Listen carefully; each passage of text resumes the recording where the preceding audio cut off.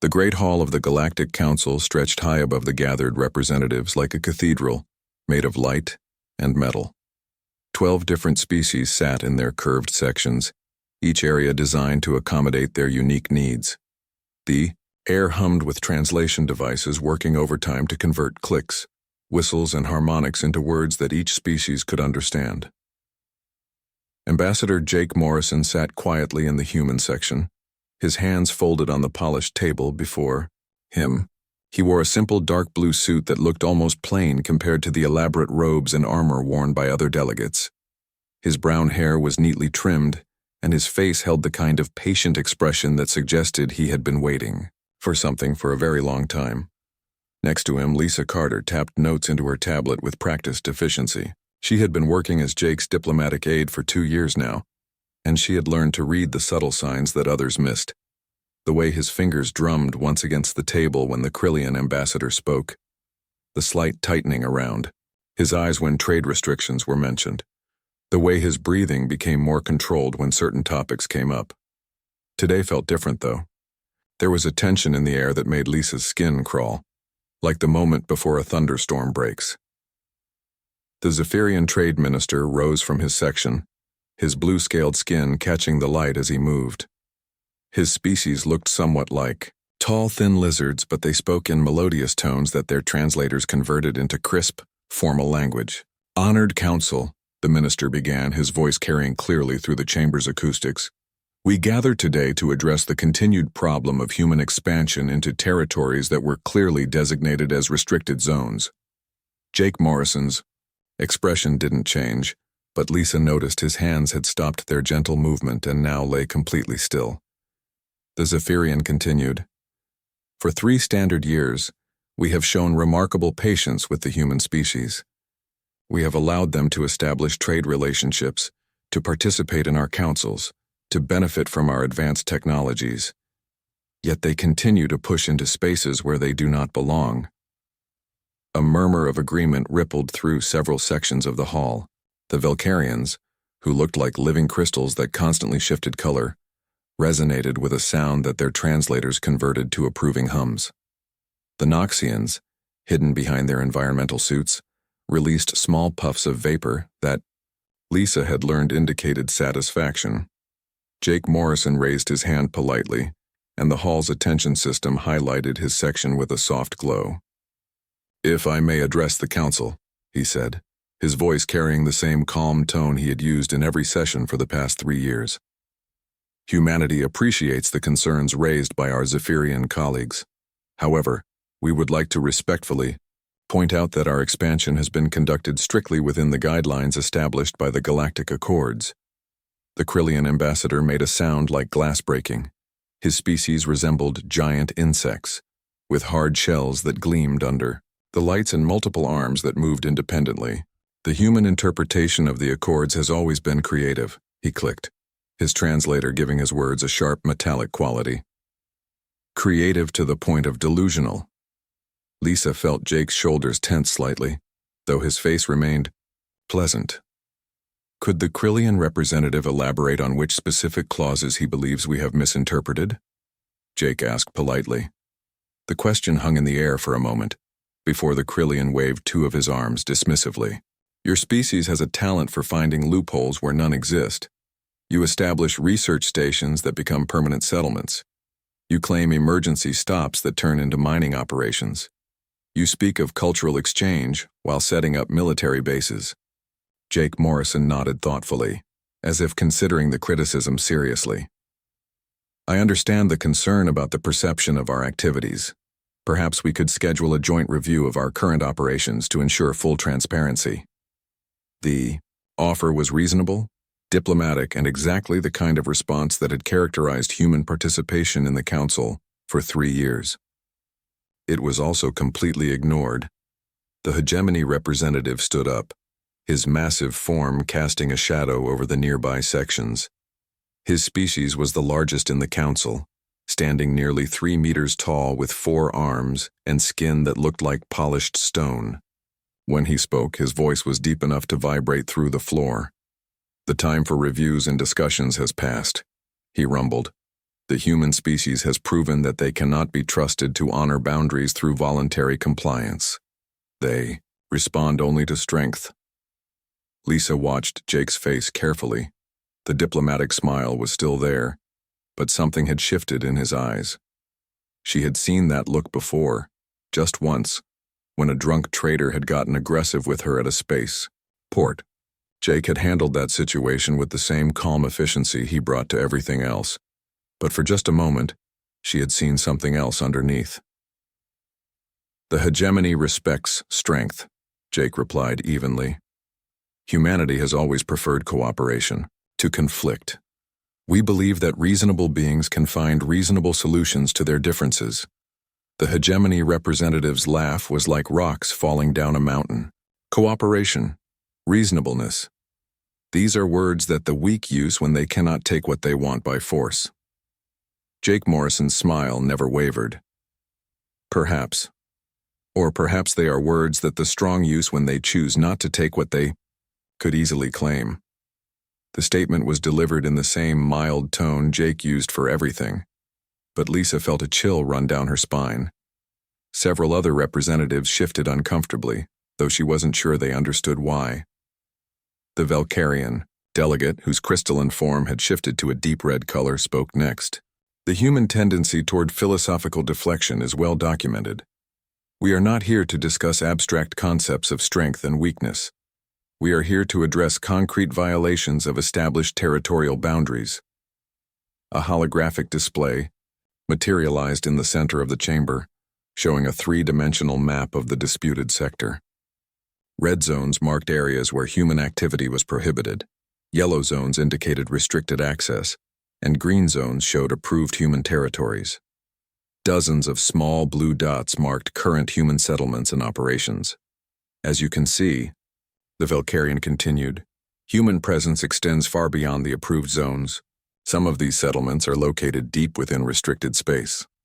Jake Morrison studied the display with the same careful attention he gave to everything else. The display shows a total of 47 human installations in the disputed areas. Could the Council clarify how many of these represent actual violations of the Accords, as opposed to activities that were approved through the emergency settlement provisions? The question was technical, legal, and completely reasonable. It was also the kind of question that had been frustrating the Council for 3 years. The Noxian delegate spoke for the first time, his voice emerging from his environmental suit as a mechanical rasp. The emergency provisions were never intended to authorize permanent settlements. They were designed for temporary refuges during crisis situations. Absolutely correct, Jake agreed. And humanity has filed the appropriate paperwork to convert temporary emergency settlements to permanent status through the standard colonial application process. We have also provided full documentation of the crisis situations that necessitated the original emergency settlements. Lisa had to admire Jake's ability to make bureaucratic compliance sound like a reasonable response to accusations of territorial aggression. The paper trail he referenced was extensive, thorough, and completely legal under the Galactic Accords. It was also, she suspected, exactly the kind of legal technicality that was driving the other species crazy. The Zephyrian trade minister's scales had shifted to a darker blue, indicating frustration. The human species has turned the spirit of cooperation into a weapon of expansion. You use our own laws against us. Jake Morrison looked genuinely puzzled by the accusation. I'm not sure I understand. Are you suggesting that humanity should not follow the established legal procedures for settlement and expansion? The question hung in the air like a challenge wrapped in silk. The silence stretched for nearly 30 seconds before the council speaker, an ancient being whose species had founded the galactic government centuries ago, activated the central podium.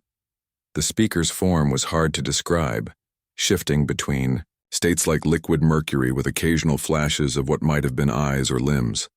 The council recognizes the complexity of the territorial dispute, the speaker said, its voice carrying the weight of age and authority.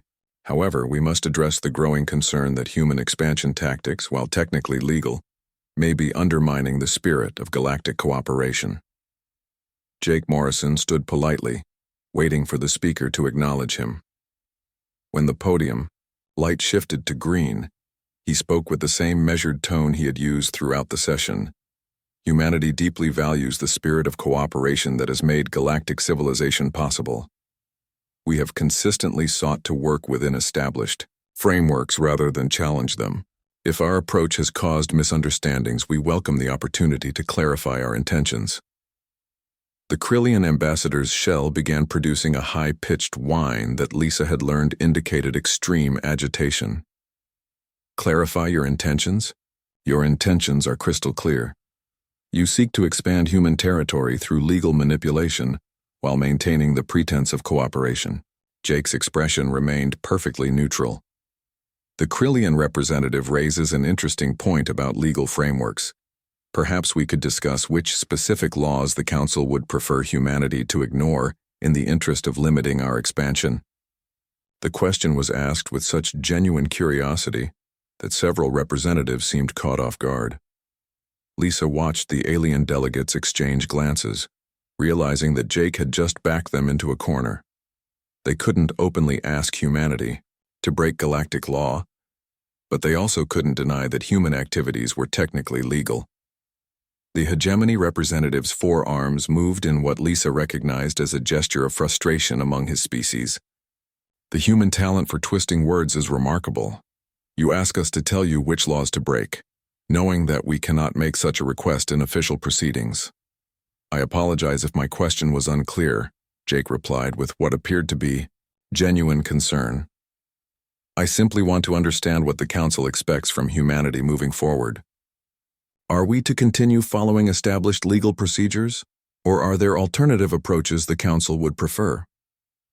The Valkyrian delegates' crystalline form had shifted to a deep orange color that their species associated with anger.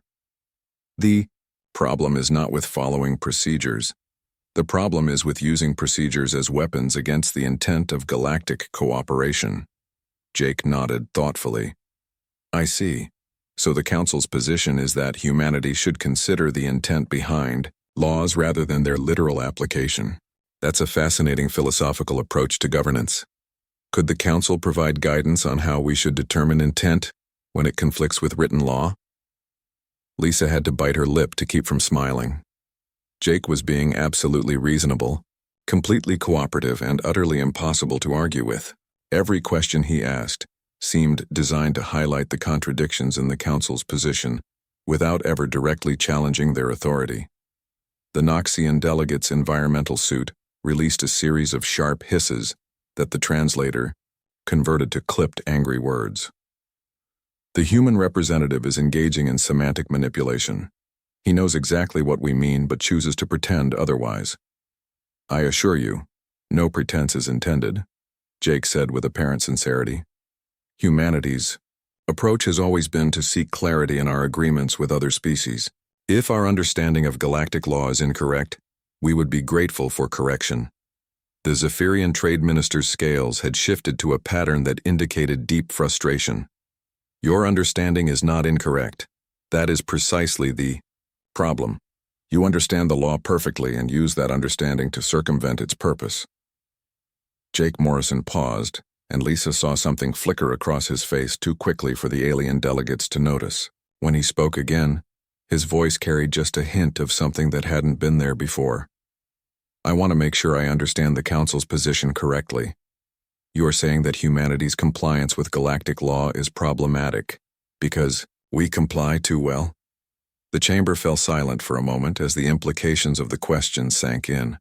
Several of the smaller species representatives began whispering among themselves, while the major powers seemed to realize they had been maneuvered into an impossible position. The Council speaker's form shifted colors before responding. The Council appreciates human compliance with the letter of the law. However, we must also consider the broader implications of expansion patterns that may destabilize existing territorial arrangements. Absolutely, Jake agreed readily. Stability is crucial for galactic peace. Perhaps the Council could clarify which of humanity's legally established settlements are considered destabilizing so we can address specific concerns? The hegemony representative stood again, his massive form radiating barely contained frustration. This is exactly the kind of evasion we have come to expect from your species. You demand specific citations while ignoring the obvious pattern of your expansion. Jake Morrison's expression remained perfectly pleasant, but Lisa noticed that his hands had gone completely still on the table. I apologize for any confusion. Humanity simply operates better with concrete information rather than general concerns. If the Council could identify specific installations that violate the spirit of galactic cooperation, we would be happy to review them. The Krillian ambassador's shell was now producing a continuous whine. Review them? Your species has been reviewing our concerns for 3 years while continuing to expand into restricted territories. That's true, Jake admitted with apparent regret. The review process has taken longer than anyone anticipated. However, I believe we've made significant progress in understanding the Council's position. We now know that legal compliance may be insufficient for true cooperation. The Valkyrian delegate's form had shifted to a deep purple that Lisa didn't recognize. Understanding our position is meaningless if you continue to ignore it. Jake tilted his head slightly, as if considering this point carefully. I'm not sure I understand how we're ignoring the Council's position. We've attended every session, responded to every query, and provided extensive documentation for all our activities. What additional steps would demonstrate proper attention to the Council's concerns? The question hung in the air like a trap disguised as an invitation.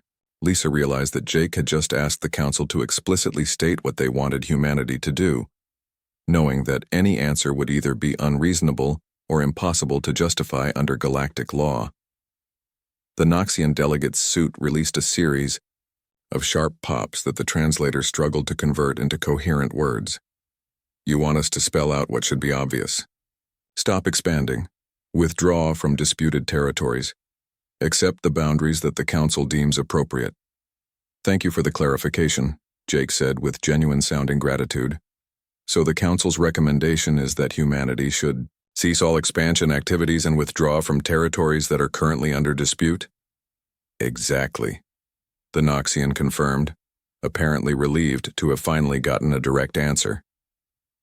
Jake Morrison nodded slowly, as if processing this information carefully. I appreciate the Council's directness. However, I'm curious about the legal basis for such a recommendation. Under what authority does the Council suggest that humanity abandon legally established settlements? The chamber erupted in angry sounds from multiple species. The Krillian's shell whine reached a pitch that made several delegates cover their auditory organs. The Valkyrian's crystalline form flickered between colors so rapidly it looked like a strobe light. The hegemony representative's forearms moved in agitated patterns that cast dancing shadows across the chamber. Through the chaos, Jake Morrison sat quietly, his hands folded, his expression patient and attentive. When the noise finally died down, he spoke into the silence with the same calm voice he had used throughout the session. I understand that this is a frustrating situation for everyone involved.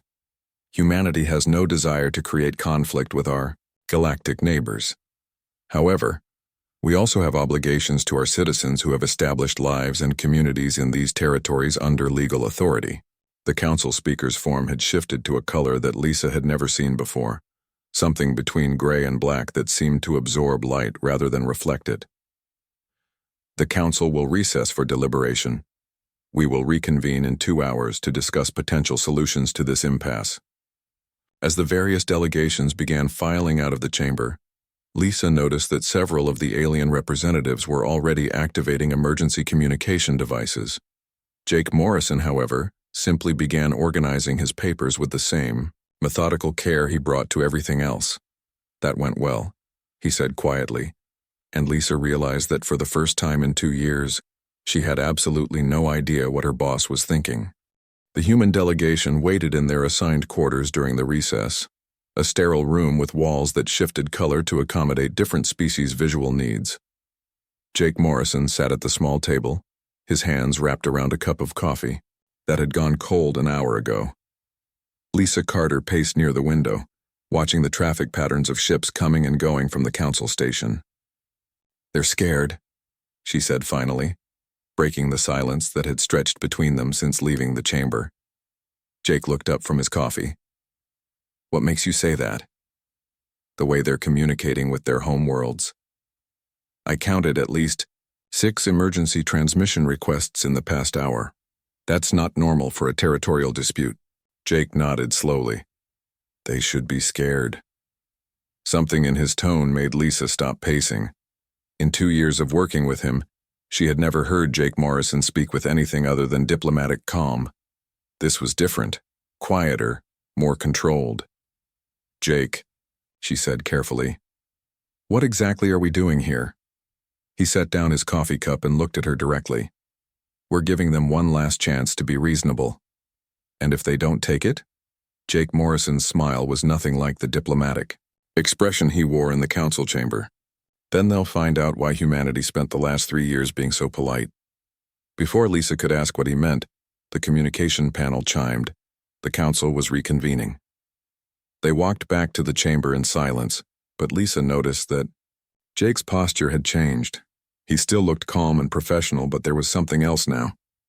Something that made her think of the stories her grandfather used to tell about soldiers coming home from war, who looked normal, but carried something dangerous behind their eyes. The council chamber buzzed with activity as the various delegations returned to their seats. Lisa noticed that several species had brought additional advisors, and the hegemony representative was now accompanied by what looked like military personnel. The council speaker took the central podium, its form now a deep blue that Lisa had learned indicated serious deliberation. The council has reviewed the territorial dispute and humanity's response to our concerns. We have reached a decision that we believe serves the best interests of galactic stability. Jake Morrison sat perfectly still, his hands folded on the table. Lisa could see the tension in his shoulders, though she doubted anyone else noticed. The council recognizes that human expansion activities have been conducted within the technical boundaries of galactic law, the speaker continued. However, we also recognize that these activities have created instability in regions that have been peaceful for generations. The Valkyrian delegate stood, its crystalline form now a steady amber color. The Council has decided to implement new territorial guidelines that will provide clearer boundaries for all species. These guidelines will require some adjustments to existing settlements, but they represent a fair compromise for all parties. Jake Morrison raised his hand politely. The human delegation would be grateful to review these new guidelines. A holographic display materialized showing the same star map from earlier. But now the boundaries had been redrawn. Lisa felt her stomach drop as she realized what she was looking at. The new boundaries would require humanity to abandon more than half of their current settlements, including several major colonies with populations in the hundreds of thousands.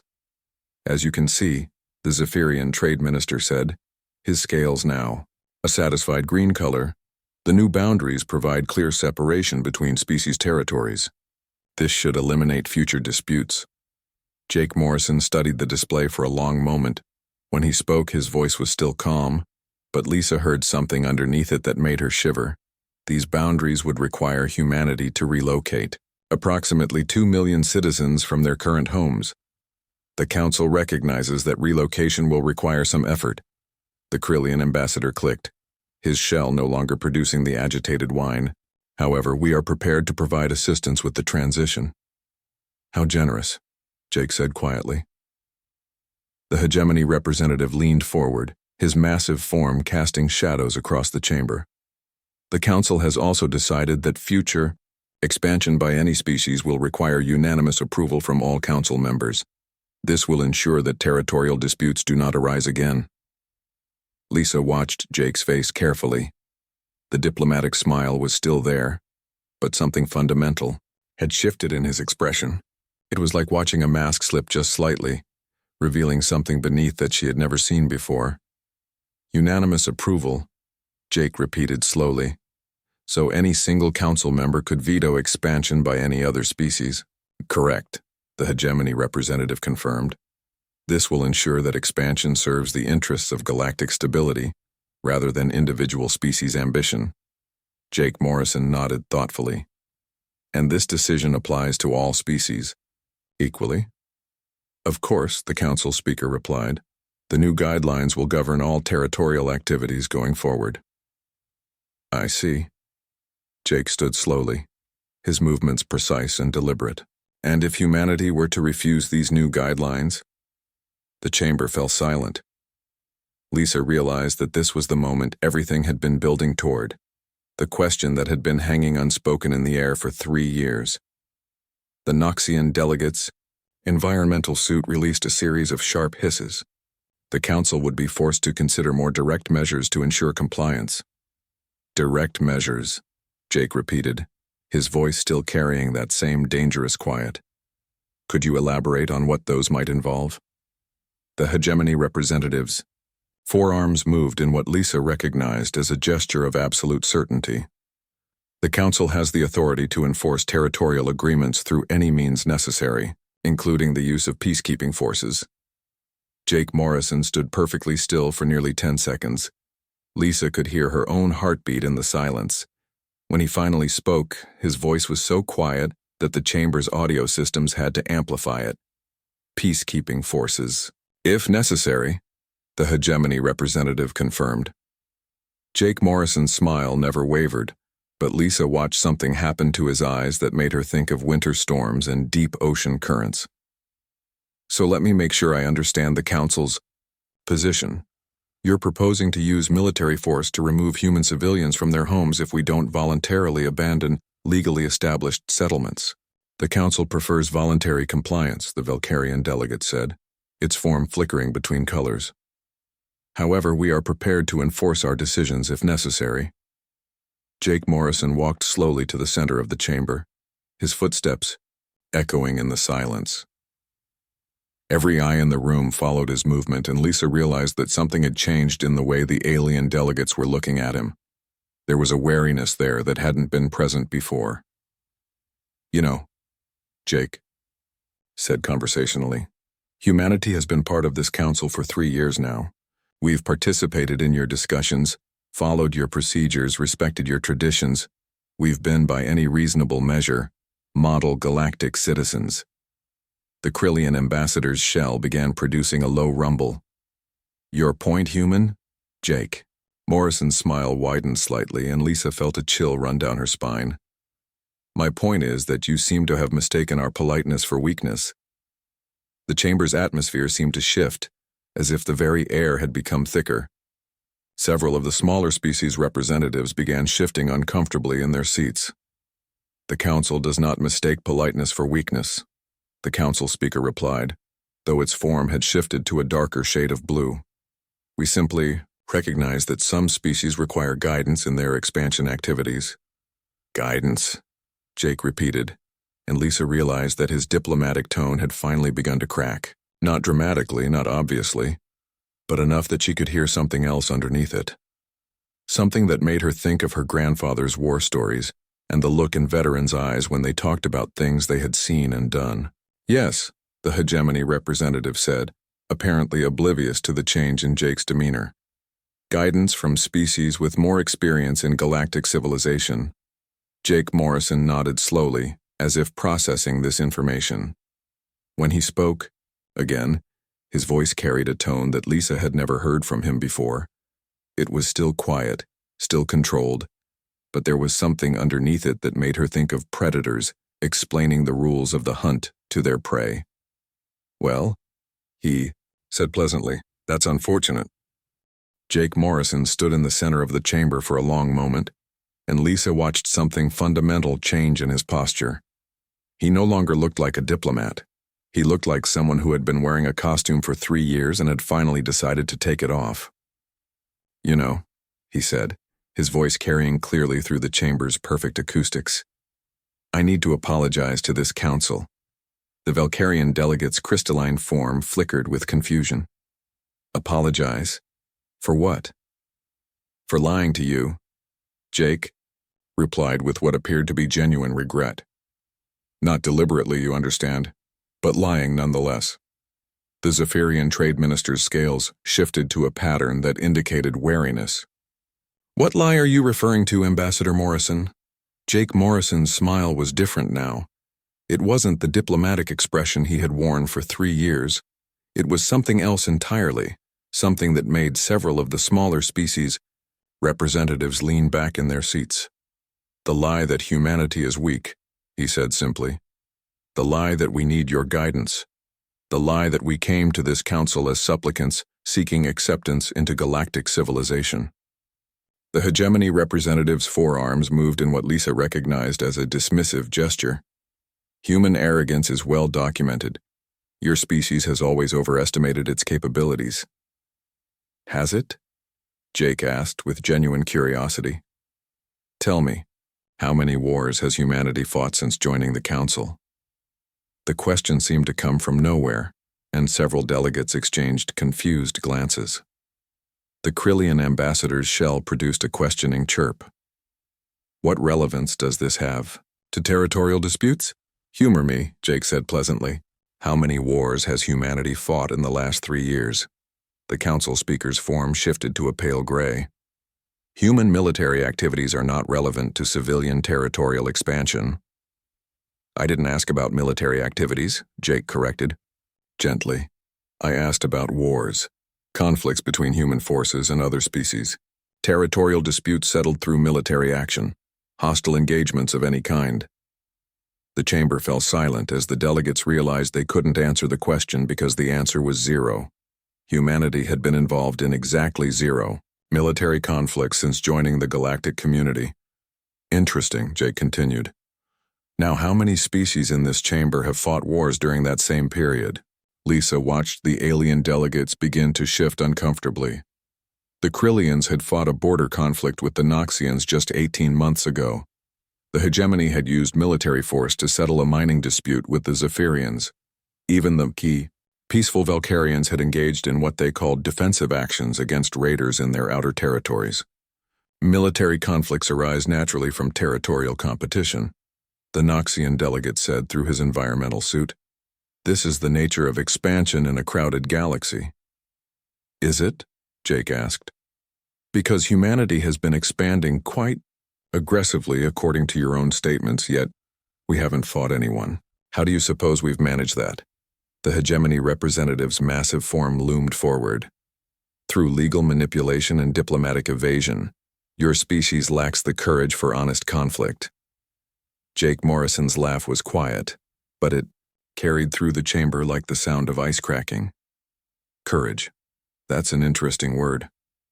He walked slowly back toward his delegation table, his movements deliberate and precise. "Let me tell you something about courage. It takes courage to sit in this chamber for 3 years and listen to insults while maintaining diplomatic courtesy. It takes courage to follow laws that were designed to restrict you while watching others break those same laws with impunity. It takes courage to choose patience when you have other options." Lisa felt something cold settle in her stomach as she began to understand what Jake was really saying. The alien delegates seemed to sense it too, though she wasn't sure they fully grasped the implications. The Valkyrian delegate's form had shifted to a deep red that indicated alarm. "Are you threatening the council, Ambassador Morrison?" "Threatening?" Jake seemed genuinely surprised by the question. "No, not at all. I'm simply pointing out that humanity's peaceful behavior over the past 3 years has been a choice, not a limitation." The council speaker's form darkened further. "All species choose to follow galactic law. This is the foundation of our civilization." "Absolutely," Jake agreed. "And humanity has chosen to follow galactic law very carefully. We've chosen to resolve disputes through diplomacy rather than force. We've chosen to accept insults rather than respond to them. We've chosen to build rather than destroy." He stopped beside Lisa's chair, his hand resting lightly on the back of it. The gesture seemed casual, but Lisa could feel the tension radiating from him like heat from a fire. "But here's the thing about choices," Jake continued, his voice still, calm but carrying an undertone that made the chamber's environmental system seem to work harder. "They can be changed." The Krillian ambassador's shell began producing a high-pitched whine again. "What exactly are you implying?" Jake Morrison looked directly at the Krillian, and Lisa saw something in his expression that made her think of her grandfather's stories about the old wars, when humans fought against impossible odds and somehow won. "I'm not implying anything," Jake said clearly. I'm stating directly that humanity's compliance with galactic law has been voluntary. Our peaceful expansion has been a choice. Our diplomatic patience has been a decision we made because we believed it served everyone's interests. The Noxian. Delegate Suit released several sharp hisses. And now you suggest that you might make different choices? Well, Jake said with apparent reasonableness, you're proposing to use military force against human civilians. You're talking about removing families from homes they built legally. You're threatening to make homeless hundreds of thousands of people whose only crime was believing that the Galactic Accords meant something. The chamber had gone completely silent except for the hum of life support systems. Lisa could hear her own breathing, which had become shallow and rapid. So yes, Jake continued, I think it's reasonable to suggest that humanity might reconsider some of our previous choices. The hegemony representative stood to his full imposing height. Are you declaring that humanity will resist council authority through military action? Jake Morrison's smile returned, but it was nothing like the diplomatic expression he had worn for 3 years. This smile made Lisa think of winter storms and deep places where dangerous things lived. Military action? He repeated. Against the council? Oh no, nothing so formal as that. He activated his own holographic display, and the chamber filled with a 3-dimensional map of galactic trade routes. Blue lines showed major shipping lanes, while yellow nodes marked critical infrastructure points. Red dots indicated key installations that kept galactic civilization running smoothly. You see? Jake said conversationally. The thing about military action is that it's messy, expensive, and politically complicated. It requires formal declarations, strategic planning, logistical support. It's the kind of thing that civilized species avoid whenever possible. The map zoomed in to show specific systems, and Lisa realized with growing horror that she was looking at the homeworlds and critical infrastructure of every species in the council. But there are other approaches to problem solving, Jake continued, his voice maintaining that same reasonable tone.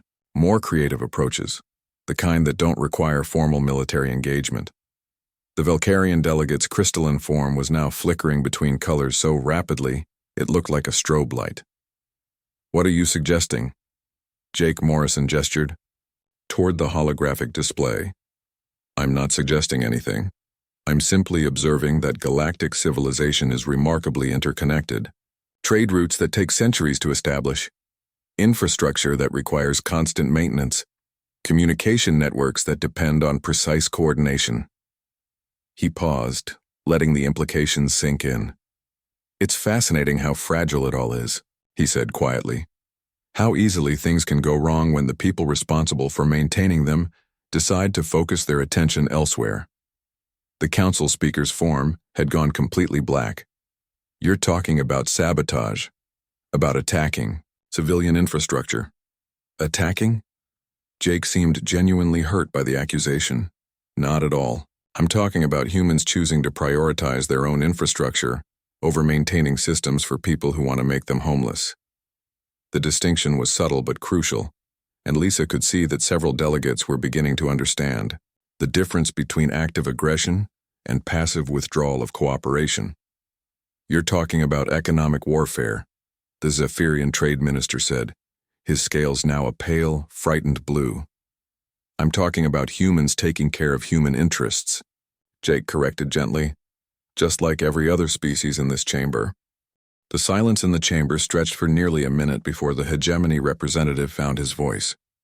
You're threatening to cripple galactic civilization because we won't let you keep some frontier settlements.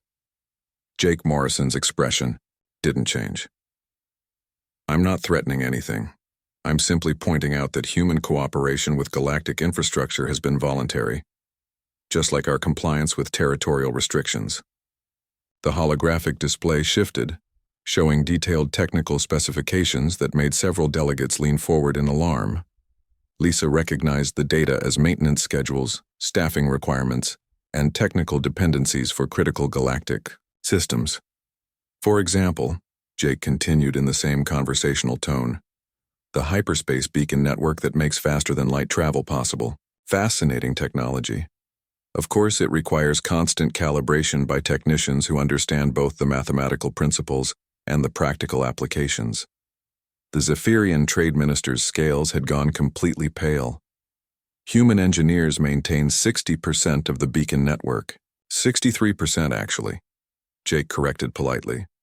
And that doesn't include the backup systems or the emergency protocols. Those are almost entirely human-operated.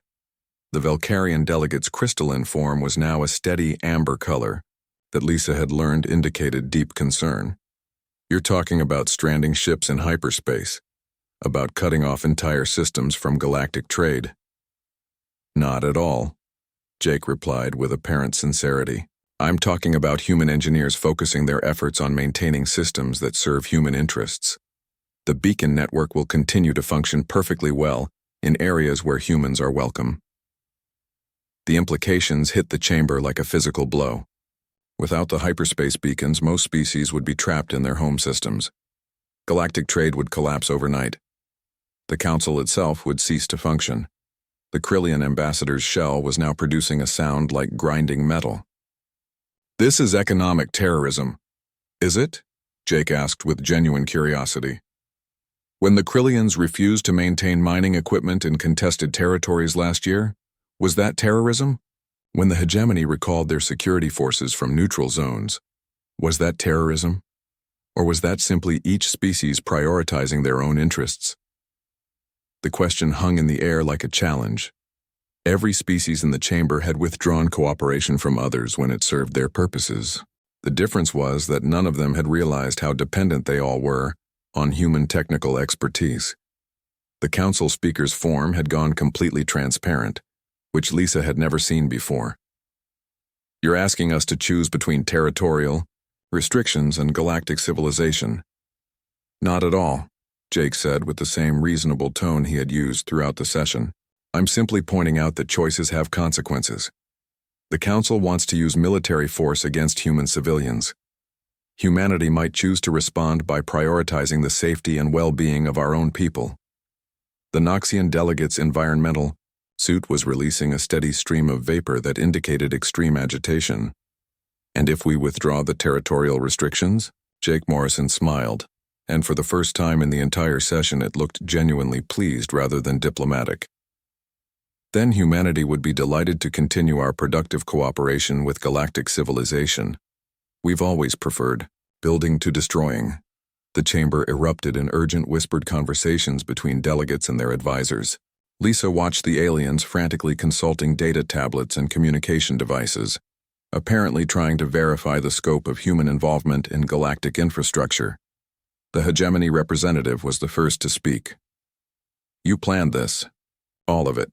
The legal compliance, the diplomatic patience, the technical integration, you made yourselves indispensable and then waited for us to give you an excuse. Jake Morrison's expression didn't change, but Lisa saw something flicker in his eyes that might have been amusement. That's a fascinating theory. An alternative explanation might be that humanity genuinely wanted to be good galactic citizens and chose to contribute our skills where they were most needed. And if those contributions were no longer welcome, the hegemony representative pressed. Then, we would naturally focus our efforts elsewhere, Jake replied simply. Every species has the right to determine how they use their resources. The Valkyrian delegate's form had shifted to a deep purple that indicated something between fear and respect. How long have you been planning this? Planning what? Jake asked innocently. Humanity has been open about our capabilities from the beginning. We've filed detailed reports on every system we maintain, every technical service we provide, every contribution we make to galactic infrastructure. The information has been available to anyone who cared to look. Lisa realized that he was right.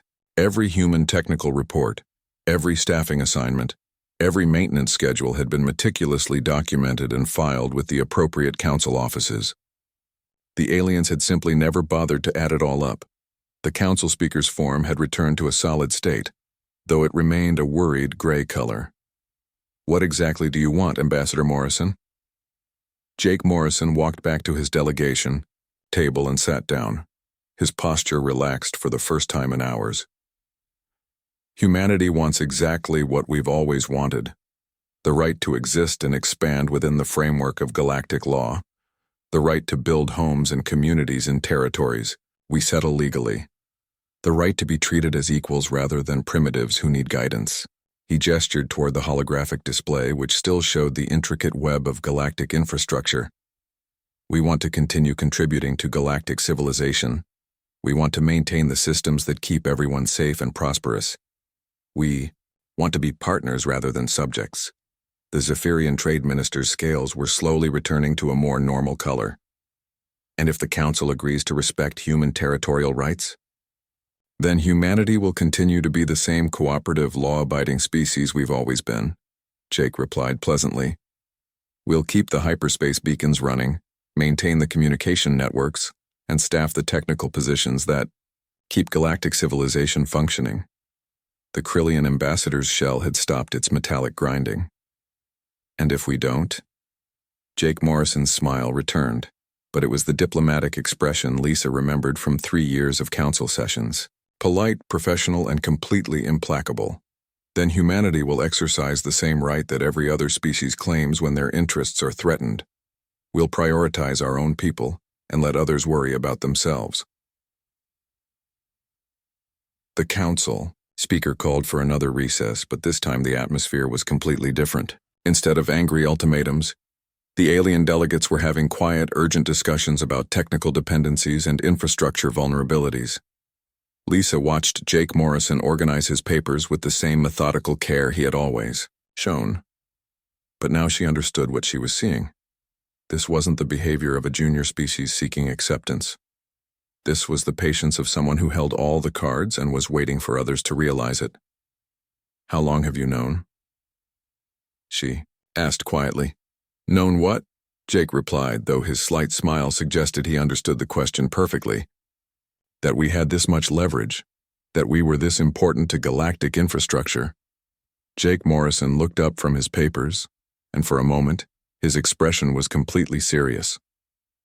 Lisa, humanity didn't join galactic civilization as refugees, seeking shelter.